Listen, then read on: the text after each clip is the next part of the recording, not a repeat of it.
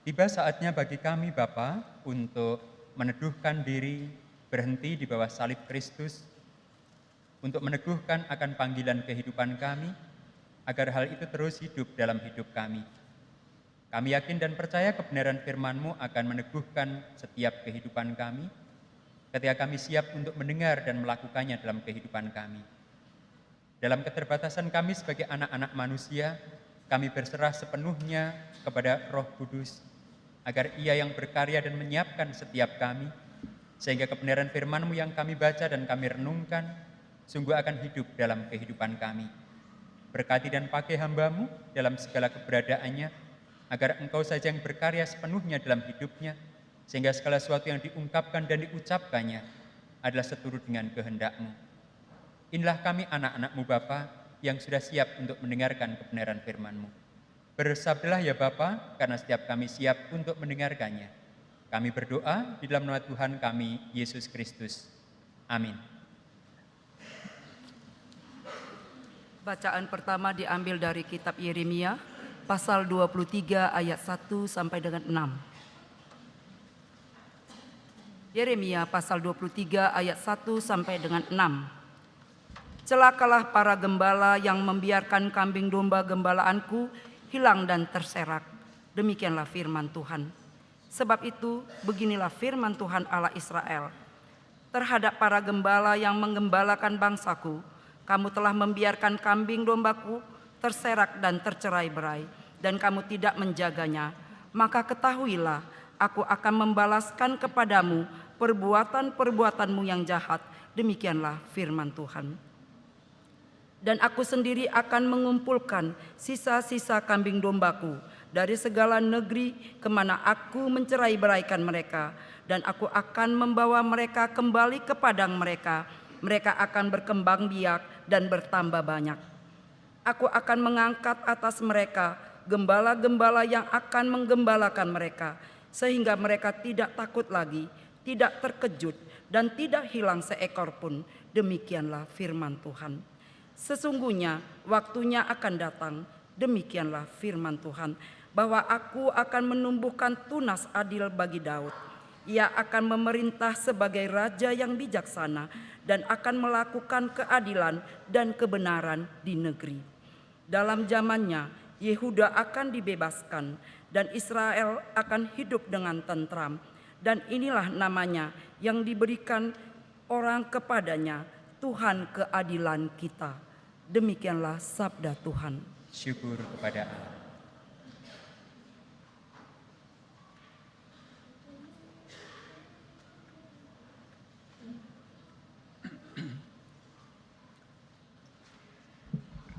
Umat yang dikasihi Allah, marilah kita menanggapi bacaan pertama dengan bersama-sama mendaraskan Mazmur 46.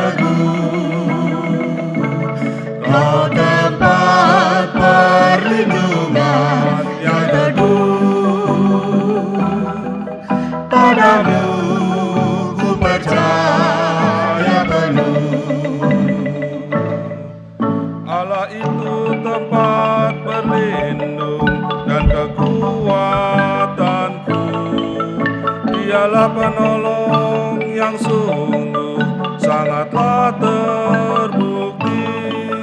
Walau bumi dan laut bergelora, bumi pun goncang, ku tak takut sebab Allahku beserta.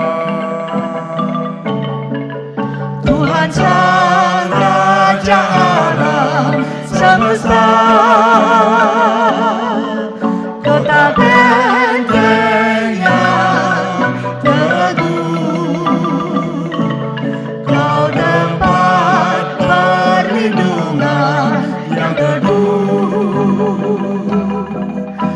Padamu ku percaya penuh.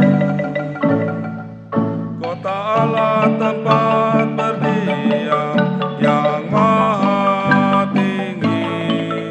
Di sanalah sungai mengalir menyenangkan hati. Karena Allah ada di dalamnya, kita tak goyah. Allah pasti akan menolong selalu. Tuhan Sang Raja Allah semesta, kota benteng yang teguh, kau tempat perlindungan yang teduh. Padamu ku percaya penuh. Bangsa-bangsa ribut dan rusuh, kerajaan goncang saat suaranya terdengar, dan bumi pun hancur. Dia Tuhan Allah semesta beserta kita, kota benteng kita adalah Tuhan. Tuhan Sang Raja Allah semesta, kota benteng yang teguh, kau tempat perlindungan yang teduh. Padamu ku percaya penuh. Pergi dan pandanglah karyanya yang membaharui. Peperangan di muka bumi dihentikan Allah. Busur panah tombak dipatahkan dan dihancurkan. Nama Tuhan pun ditinggikan di bumi. Tuhan Sang Raja Allah semesta, kota benteng yang teguh, kau tempat perlindungan yang teduh. Padamu ku percaya penuh.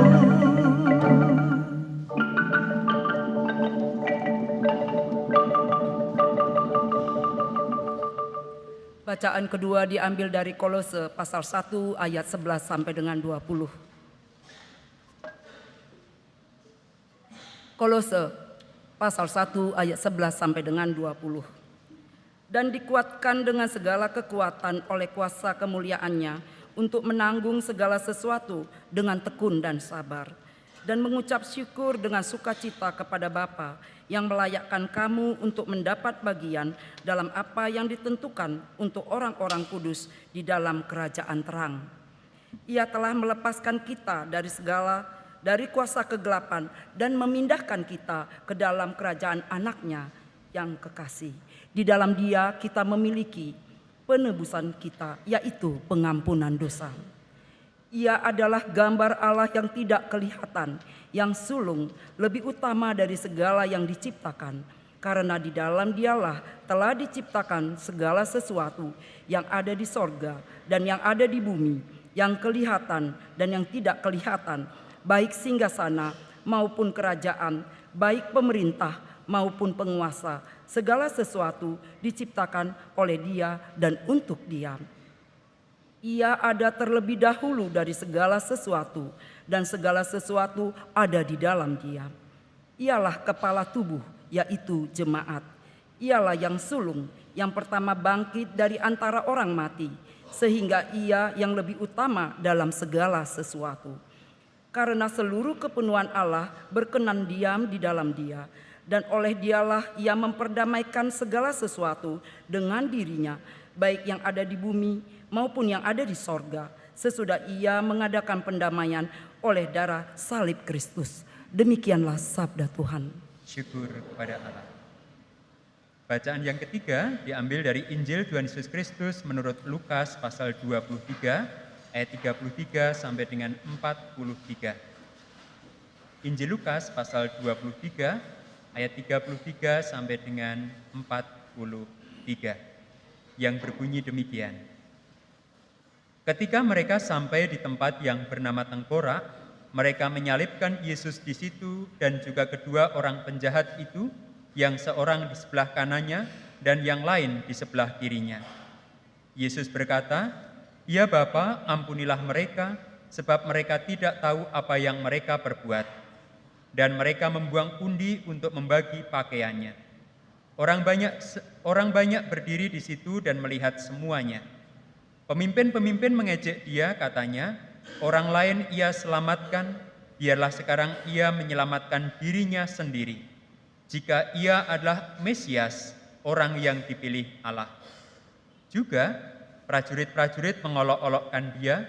Mereka mengunjukkan anggur asam kepadanya dan berkata, "Jika engkau adalah raja orang Yahudi, selamatkanlah dirimu." Ada juga tulisan di atas kepalanya, "Inilah raja orang Yahudi." Seorang dari penjahat yang digantung itu menghujat dia, katanya, "Bukankah engkau adalah Kristus? Selamatkanlah dirimu dan kami."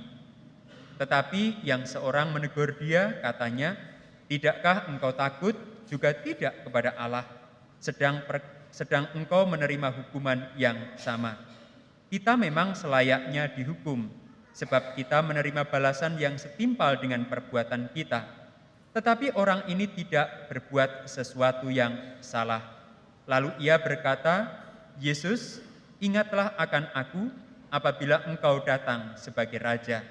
Kata Yesus kepadanya, "Aku berkata kepadamu, sesungguhnya hari ini juga engkau akan bersama-sama dengan aku di dalam Firdaus." Demikianlah Injil Tuhan Yesus Kristus. Yang berbahagia adalah mereka yang mendengarkan firman Tuhan dan yang memeliharanya. Haleluya. Haleluya, haleluya, haleluya.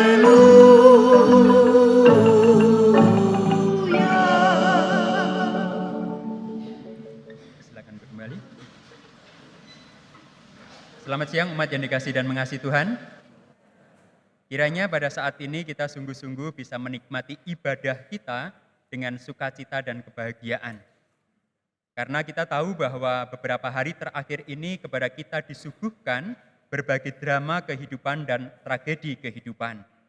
Ketika orang mengatakan 4 bulan 11, maka orang langsung menggambarkan sebuah gambaran dan peristiwa. Ketika kepada kita disajikan 25 bulan 11, maka kemudian akan terbayang berbagai drama kehidupan. Drama kehidupan yang saat ini sedang dipentaskan di dalam kehidupan kita sebagai bangsa, sebagai sebuah negara. Tetapi pada saat yang sama di samping drama kehidupan, kepada kita disuguhkan juga tragedi kehidupan. Kalau kita membuka media sosial yang kita punyai, maka di hari-hari terakhir itu akan berseliweran berbagai viral yang disebarkan banyak orang. Nah, Bapak Ibu dan Saudara terkasih, ketika kepada kita disodorkan sebuah nama, misalnya Intan Olivia, apa yang tergambar dalam benak kita?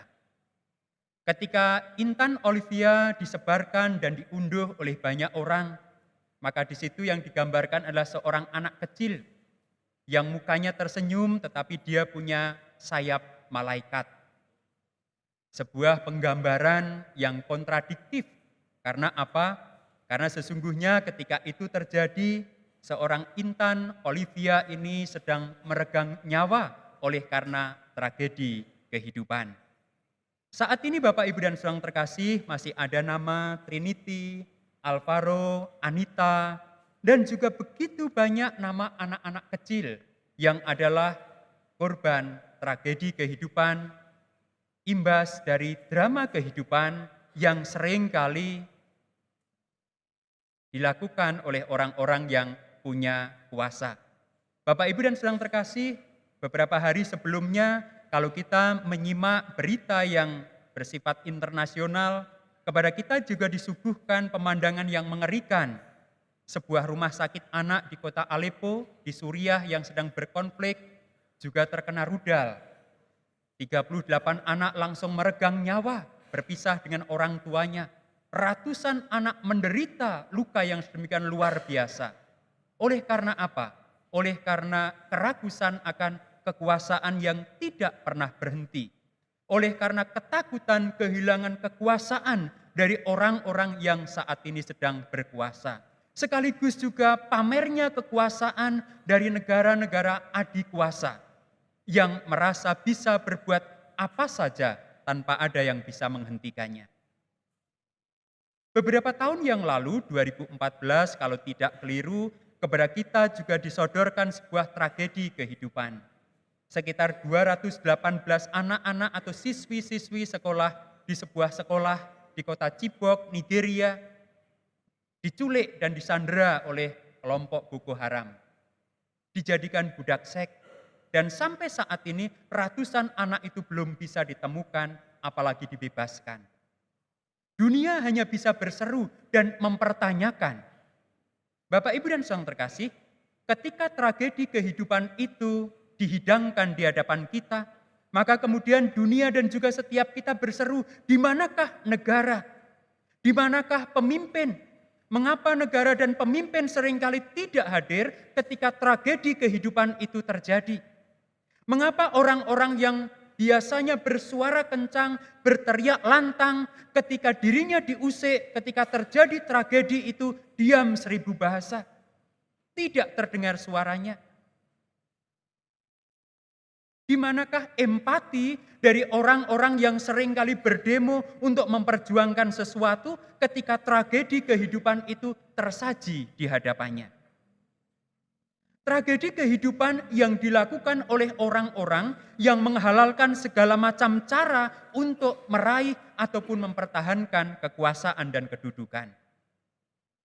Tragedi siswi-siswi di Chibok, tragedi di Aleppo, rumah sakit di Suriah, tragedi 4 anak balita yang menjadi korban di sebuah gereja di Samarinda adalah tragedi kehidupan yang disajikan imbas dari orang-orang yang berebut dan berusaha mempertahankan kekuasaannya. Orang yang berusaha mengintimidasi dan menunjukkan kekuasaannya dengan cara-cara kekerasan. Bapak, Ibu, dan saudara terkasih, ketika itu terjadi, sesungguhnya bukan hanya rakyat dan kita yang bertanya. Tuhan pun mempertanyakan itu, bahkan Tuhan memprotes dengan keras. Bacaan kita di Yeremia pasal 23 ayat 1 di situ dengan jelas mengatakan, celakalah para gembala yang membiarkan kambing domba gembalaanku hilang dan terserak. Jadi ketika segala sesuatu yang tidak elok, tidak baik, tragedi terjadi di tengah rakyat, yang dituntut pertama kali pertanggungjawabannya adalah para pemimpin. Ketika Tuhan mengatakan celakalah para gembala, maka di sini yang disebut adalah para raja, orang-orang yang berkuasa pada saat itu, sekaligus juga para pemimpin keagamaan. Mengapa? Karena para raja dan para pemimpin keagamaan inilah yang diberi tanggung jawab oleh Allah untuk menghadirkan penyelenggaraan kehidupan bermasyarakat yang bermartabat dan baik. Oleh karena itu ketika para raja dan para pemimpin agama ini mengabaikan tanggung jawabnya, maka Nabi Yeremia yang dipakai oleh Tuhan mengawali ungkapannya dengan celakalah para gembala yang membiarkan kambing domba gembalaanku hilang dan berserak. Bapak, Ibu, dan saudara terkasih, Tuhan ingin meminta pertanggungjawaban kepada para pemimpin. Mengapa? Karena Tuhan yang memberikan kepada mereka kesempatan untuk memimpin. Berbicara soal pemimpin, Bapak, Ibu, dan saudara terkasih, minggu ini kita memasuki Minggu Kristus Raja. Minggu Kristus Raja adalah untuk mengakhiri kalender gerejawi yang disebut Minggu Biasa. Minggu Kristus Raja untuk mengingatkan jemaat bahwa 1 minggu lagi kita memasuki Minggu Advent. Minggu Kristus Raja ingin menegaskan kepada umat bahwa karya Kristus di minggu-minggu biasa adalah karya Kristus sebagai Raja Surgawi. Karya-karya yang dikhotbahkan, yang kita renungkan selama minggu biasa itulah karya Kristus untuk umatnya, untuk dunia ini. Menegaskan penyertaan Kristus dan kepada seluruh ciptaan sebagai Raja Surgawi senantiasa hadir. Tetapi pada saat yang sama juga menegaskan minggu biasa ini akan berakhir dan kita akan masuk ke minggu Advent. Menanti dan nanti juga merayakan masa raya Paskah. Bapak, Ibu, dan saudara terkasih, di minggu Advent itu kita diajak untuk menantikan dan merayakan Kristus yang hadir sebagai bayi. Tetapi bukan bayi biasa. Ia adalah bayi yang telah dinubuatkan, yang telah diberitakan sebelumnya untuk menjadi seorang raja. Tetapi pada saat yang sama, di masa Advent ini kita juga diingat untuk menantikan Kristus yang akan datang sebagai Raja Surgawi, yang akan datang untuk menghakimi seluruh ciptaan. Merayakan kehadiran Kristus sebagai bayi yang terjanjikan, sekaligus menantikan kehadiran Kristus kembali yang akan menghakimi seluruh ciptaan. Nah, oleh karena itu Bapak, Ibu, dan saudara terkasih, saat ini kita diajak untuk merenungkan Yesus Kristus Raja Surgawi yang sejati. Kalau Yesus Kristus dikatakan Raja Surgawi yang sejati, apa sih karakter yang ada dalam Kristus sebagai Raja yang sejati itu, Raja Surgawi yang sejati itu, yang perlu kita perhatikan untuk kita hidupi. Kemudian juga kita gunakan untuk mengukur setiap orang yang berkuasa, apakah mereka melaksanakan dan mengemban kekuasaannya itu sebagaimana Kristus mengemban kekuasaannya sebagai Raja Surgawi. Sehingga kita sebagai orang percaya bisa menilai dan melihat siapa yang memimpin dengan cara apa, sekaligus pada saat yang sama kita juga menghayati karakter Kristus itu dalam kehidupan kita. Nah, Bapak, Ibu, dan saudara terkasih dalam Tuhan Yesus Kristus, ketika Allah di Yeremia pasal 23 ayat 1 mengatakan celakalah para gembala, maka kemudian di situ kita melihat bagaimanakah Allah memberitakan sedemikian rupa kesalahan-kesalahan yang dilakukan oleh para gembala atau para pemimpin itu. Di situ dikatakan, kamu telah membiarkan kambing dombaku terserak dan tercerai-berai, dan kamu tidak menjaganya. Maka ketahuilah aku akan membalaskan kepadamu perbuatan-perbuatanmu yang jahat, demikianlah firman Tuhan. Rupanya ada pembiaran dalam kepemimpinan para raja dan juga pemimpin agama ini. Kalau Bapak Ibu berkenan membuka pasal 22, di situ jelas sekali bagaimanakah sikap para pemimpin itu. Sebagai contoh misalnya, pasal 22 ayat 3, beginilah firman Tuhan, lakukanlah keadilan dan kebenaran, lepaskanlah dari tangan pemerasnya orang yang dirampas haknya, janganlah engkau menindas dan janganlah engkau memperlakukan orang asing, yatim dan janda dengan keras, dan janganlah engkau menumpahkan darah orang yang tidak bersalah di tempat ini. Kemudian kepada para pemimpin itu Tuhan juga mengingatkan di ayat yang ke-17, tetapi matamu dan hatimu hanya tertuju kepada pengejaran untung, kepada penumpahan darah orang-orang yang tak bersalah, kepada pemerasan dan kepada penganiayaan.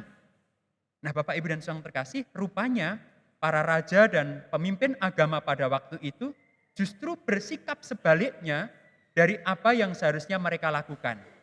Mereka memperlakukan yatim, anak-anak yatim dan janda, orang-orang asing itu sedemikian rupa. Mereka sudah menderita, tetapi dari orang-orang itu tetap saja para pemimpin itu mencari keuntungan. Yang ada dalam pandangannya, yang ada dalam pikirannya hanyalah mengejar keuntungan dan mendapatkan keuntungan. Oleh karena itu, ketika ada orang yang bermasalah dengan keadilan dan kebenaran, justru orang-orang ini seringkali diperlakukan sedemikian rupa untuk mendapatkan keuntungan bagi mereka yang menanganinya. Kita seringkali mengucapkan atau mendengar ungkapan, kalau kita bermasalah, lapor hilangnya kambing, maka justru kita akan kehilangan sapi. Lapor kehilangan sepeda motor, bisa-bisa mobilnya malah ikut hilang begitu. Jadi rupanya kebiasaan orang-orang yang punya kuasa untuk hanya memikirkan keuntungan itu dari zaman dahulu kala sampai sekarang terus berlanjut. Walaupun teguran Tuhan itu bersifat keras dan tegas, disertai dengan ancaman pembalasan, rupanya ini tidak pernah menghentikan orang yang punya kedudukan dan kekuasaan itu hanya untuk memikirkan dan mengejar keuntungan, dan keuntungan. Bahkan mereka rela mengorbankan setiap orang itu agar keuntungan itu bisa terwujud dalam kehidupannya. Mengorbankan orang-orang yang lemah dan tidak berdaya. Oleh karena itu jelas ancaman Tuhan kepada para pemimpin dalam ayat 23 ini. Seharusnya lah sebagai para pemimpin itu mereka memiliki sikap seperti apa. Nah inilah karakter yang dimiliki Kristus sebagai Raja Surgawi yang dijanjikan yang akan datang sebagai pemimpin kemudian dalam ayat yang kelima. Sesungguhnya waktunya akan datang, demikian firman Tuhan, bahwa aku akan menumbuhkan tunas adil bagi Daud. Ia akan memerintah sebagai raja yang bijaksana dan akan melakukan keadilan dan kebenaran di negeri. Dan zamannya Yehuda akan dibebaskan dan Israel akan hidup dengan tenteram. Karakter yang dimiliki Yesus sebagai Raja Surgawi adalah ketika ia hadir maka ia menegakkan keadilan dan kebenaran. Keadilan dan kebenaran itu bisa dinikmati oleh setiap mereka yang mencari. Bahkan mereka yang tidak mencarinya, Kristus membawa keadilan dan kebenaran itu. Yang kedua, ketika Raja Surgawi itu hadir dalam diri Yesus Kristus, maka ia membawa pembebasan dan rasa tenteram dalam kehidupan umatnya. Kehadiran para pemimpin seharusnya menawarkan sebuah ketentraman, bukan ancaman. Kehadiran pemimpin seharusnya menghadirkan rasa bebas, bukan ketakutan. Tetapi bukankah kita dapati saat ini seringkali justru ketika kita menilai, wah orang itu berkuasa, nanti hanya teror yang akan disebarkannya. Nanti hanya ketakutan yang akan dikembangkannya. Ketika Kristus hadir, maka kebenaran dan keadilan dibawanya. Kebebasan dan ketentraman dihadirkannya. Bapak, Ibu, dan saudara terkasih, dalam lingkup yang sempit sebagai gereja, lingkup yang lebih kecil sebagai gereja dan keluarga, orang tua bisa menjadi pemimpin keluarga, ayah atau ibu. Nah, apakah kehadiran kita sebagai ayah atau ibu yang pengikut Kristus itu menghadirkan kebebasan dan ketentraman untuk anak-anak kita? Apakah sebagai orang tua kita juga menerapkan keadilan dan juga kebenaran untuk anak-anak kita sama dengan kita? Apakah dalam kepemimpinan gerejawi sesungguhnya kehadiran kita juga mencerminkan akan kehadiran Kristus yang membebaskan dan menenteramkan? Ketemu dengan pemimpin itu serasa ketemu dengan Tuhan yang membawa damai, yang membawa shalom begitu. Karena kehadirannya atau auranya itu membawa sesuatu yang sulit untuk dilukiskan. Membuat kehidupan itu terasa lebih indah untuk dijalani. Ada beban sih, ada pergumulan, tetapi kehadirannya itu membawa sesuatu yang memberi kekuatan dan pengharapan kepada kita. Itulah yang karakter yang ada pada Kristus yang seharusnya juga itu ada dalam kehidupan kita. Karena kalau enggak dikatakan celakalah para gembala yang justru tidak bertanggung jawab terhadap dombanya, yang tidak mencari yang terhilang, yang justru mencerai-beraikan. Kalau kita cermati kehidupan bangsa kita saat ini justru para pemimpin itu seringkali pernyataannya menimbulkan perselisihan, prasangka di antara kelompok-kelompok masyarakat. Orang diadu menurut kelompoknya. Orang diajak untuk memikirkan perbedaan dengan yang lain dan kemudian memandang perbedaan itu sebagai sesuatu yang disikapinya dengan fanatis. Bahkan kalau perlu menyingkirkan orang yang berbeda itu adalah hal yang wajar. Ketika itu yang disuarakan maka Tuhan tidak akan berdiam diri, mencerai-beraikan. Maka bersyukur jikalau kemarin masih ada orang-orang yang berani untuk berpawai dalam kebinekaan untuk NKRI. Bagi saya mereka adalah orang-orang yang berani mengambil resiko. Karena ketika mereka berpawai menyuarakan keberagaman, kebinekaan, kita hidup bersama, berarti mereka menempatkan dirinya bertentangan dengan kelompok-kelompok fanatis yang sering kali menganggap dirinya benar dan yang lain itu tidak benar. Yang menganggap dirinya paling berhak untuk hidup di negeri ini, sedangkan yang lain adalah menumpang. Yang menganggap dirinya adalah anak kandung, sedangkan yang berbeda itu anak tiri. Ketika mereka berani menyuarakan itu turun ke jalan, sesungguhnya mereka sedang memprotes. Di manakah para pemimpin dan negara itu hadir untuk menggembalakan kami agar kami tidak tercerai-berai? Perbedaan apapun bentuknya harus direkatkan oleh mereka yang mengaku diri sebagai pemimpin, apalagi adalah pemimpin yang dipilih oleh Tuhan. Nah, Bapak, Ibu, dan Saudara terkasih, ketika kita berbicara tentang Yesus sebagai Raja Surgawi, maka itu juga tidak bisa dilepaskan dari karakter Kristus yang rendah hati. Bapak, Ibu, dan Saudara terkasih, menjadi rendah hati itu tidak mudah. Karena menjadi rendah hati, ujian utamanya itu adalah berarti direndahkan, dihinakan, diolok-olok, dihujat, dipertanyakan kapabilitasnya atau kemampuannya, dan juga dipertanyakan dan diragukan identitasnya. Mari kita melihat dalam Injil Lukas 23, biasanya bagian ini kita baca di masa-masa sengsara, masa-masa sebelum Paskah. Ini puncak penyaliban Kristus. Bapak, Ibu, dan Saudara terkasih, dalam perikop ini kita belajar bagaimanakah ketika Kristus mengatakan rendah hati.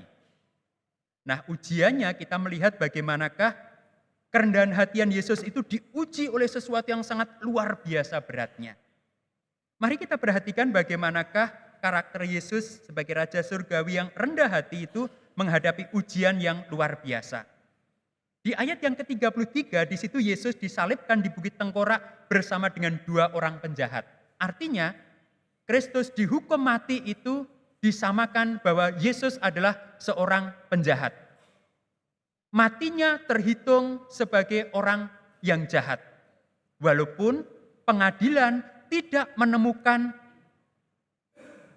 tindakan kejahatan sekecil apapun dalam Kristus. Tetapi ia disamakan dan disatukan dengan para penjahat yang dihukum. Disamakan. Siapa yang mau disamakan dengan orang jahat? Rasanya tidak ada yang mau. Bapak, Ibu, dan Saudara terkasih, yang kedua, ini gilirannya para pemimpin yang mengejek dia. Orang lain ia selamatkan, dialah sekarang ia menyelamatkan dirinya sendiri. Dipertanyakan, jika ia Mesias, orang yang diurapi Allah atau orang yang dipilih Allah, biarkanlah dia menyelamatkan dirinya. Kalau engkau selama ini mengakui dirimu sebagai Mesias, selamatkanlah dirimu. Kalau engkau mengakui selama ini kamu adalah orang pilihan Allah, maka selamatkanlah dirimu, dan kami ingin melihat. Kepada Kristus yang disalib itu, diajukan sebuah tantangan yang sedemikian rupa. Bukankah engkau Mesias? Turunlah, selamatkanlah dirimu, perlihatkanlah kepada kami kuasa yang ada pada dirimu itu.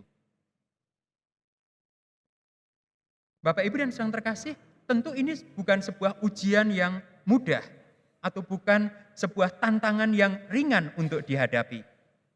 Bahkan para prajurit juga mengatakan hal yang sama dalam ayat yang ke-37. Jika engkau adalah raja orang Yahudi, selamatkanlah dirimu. Kalau engkau seorang raja, ketika engkau diperlakukan demikian, tentu pengikutmu itu tidak akan diam saja. Ayo, kamu adalah raja, panggillah pengikutmu, buktikanlah bahwa kamu punya pengikut, punya prajurit yang akan membebaskan engkau.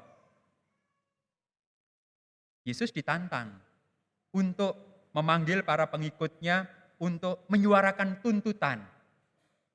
Nah, Bapak, Ibu, dan Saudara terkasih, ketika orang berbicara 4 bulan 11, itu kan berbicara tentang aku punya pengikut.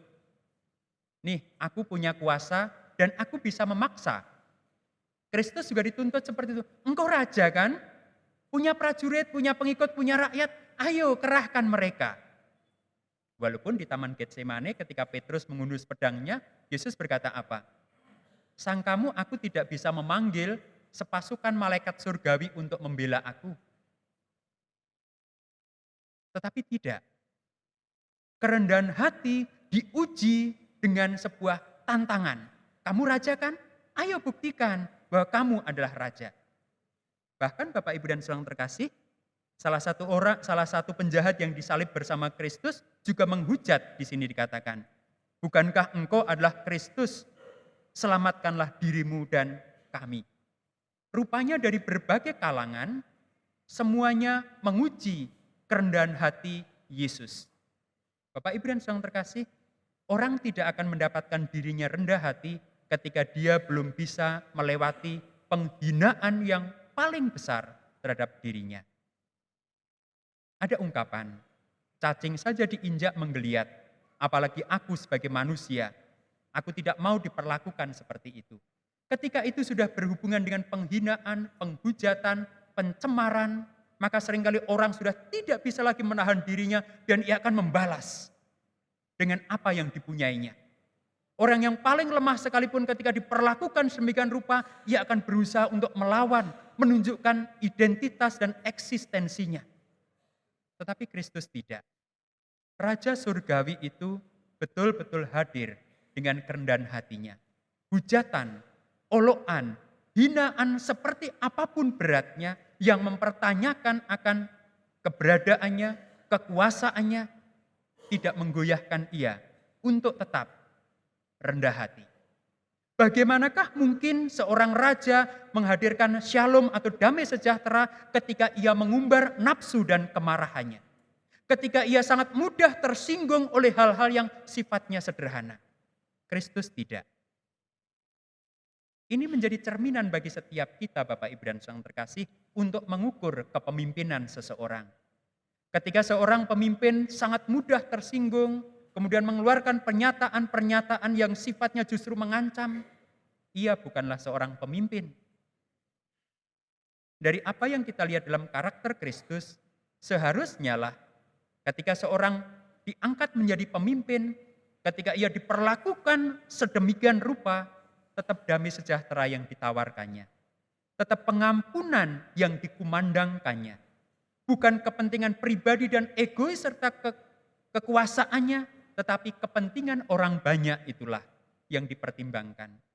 Kristus hanya berpikir untuk menyelamatkan manusia dan semesta. Ketika dia harus mengalami ini, ia menerima.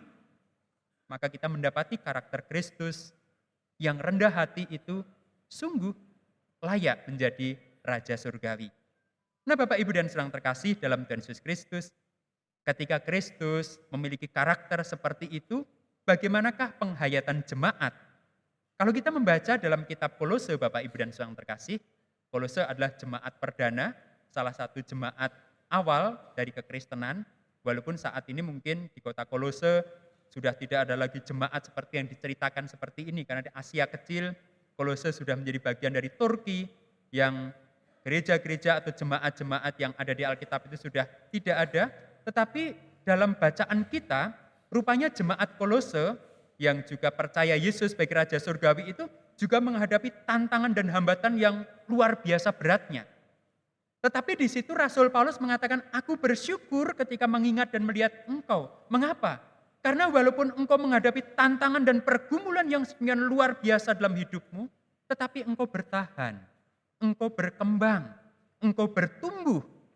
Kata yang dipakai oleh Rasul Paulus untuk menggambarkan kondisi jemaat di Kolose adalah di situ bahwa jemaat memiliki ketekunan dan kesabaran untuk menanggung itu semua. Sebanding dengan Kristus ketika di atas kayu salib.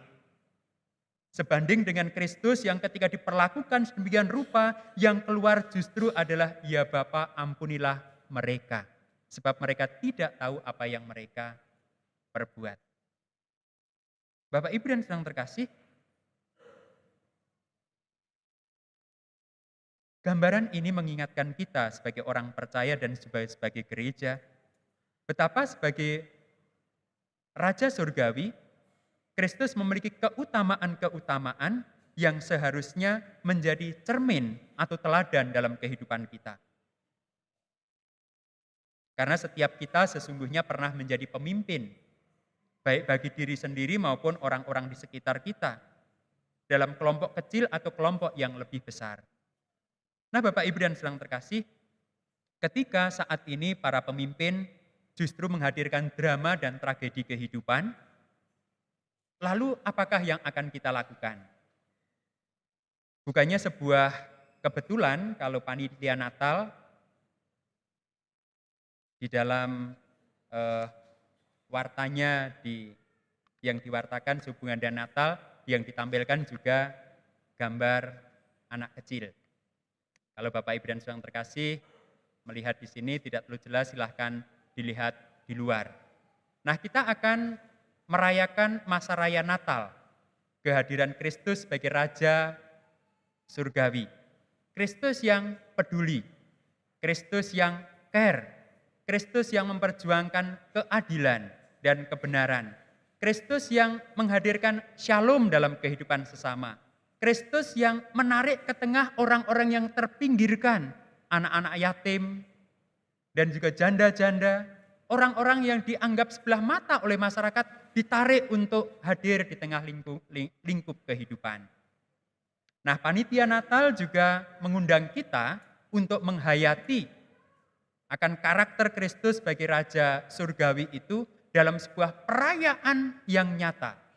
Menaruh kepedulian dan perhatian kepada mereka yang tersisih, anak yatim, kemudian juga lanjut usia, dalam berbagai bentuk dan sikap yang nyata.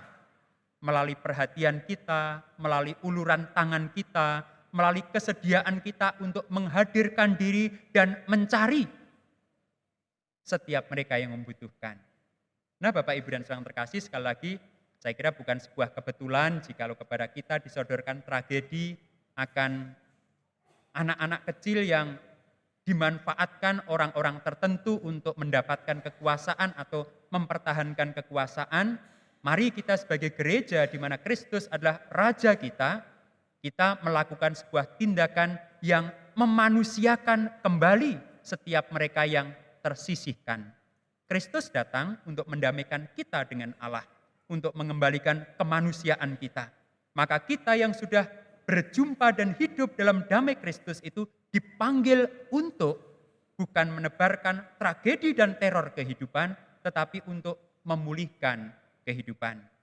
Kiranya semangat menyongsong Advent dan merayakan Natal sungguh membuka hidup kita untuk berkarya bersama dengan Kristus. Amin.